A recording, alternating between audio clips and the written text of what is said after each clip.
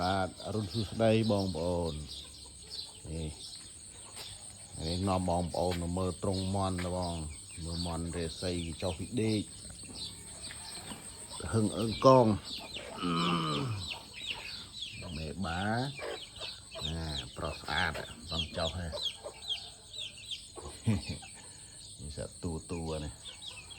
នេះថាបងប្អូនវាមួយចំណន់តគ្នាបានវានៅមួយគ្នាបានមកមិនចឹងទេចឹកគ្នាពេញទៅហ្នឹង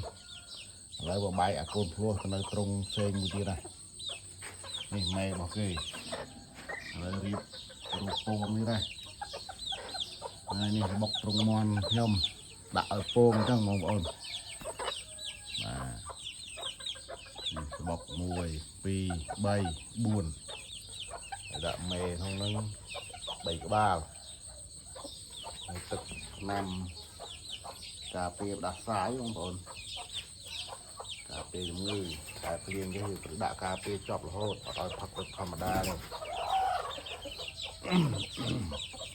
នេះដាក់បន្លែអីវាចាត់ទៅហើយនេះកន្លែងគឺត្រូវបោសសម្អាតជានិច្ចអត់ឲ្យមានអាចទេបងប្អូននេះស្អាតអស់ហើយបោសក្រោកបោសតាំងពីម៉ោង5ត្រង់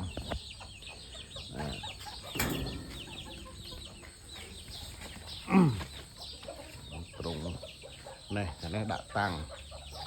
ត្រង់សម្រាប់តាំងមានព្រាបកងោកមន់ព្រៃដាក់សាំងវាដាក់តាំងលំអផងនេះបបាយអាកូនឆ្លោះមកនេះបើមិនចឹងទីទឹកគ្នាណាអានេះមកមេនេះពងហើយពងបានមកក្របហើយកំមុំ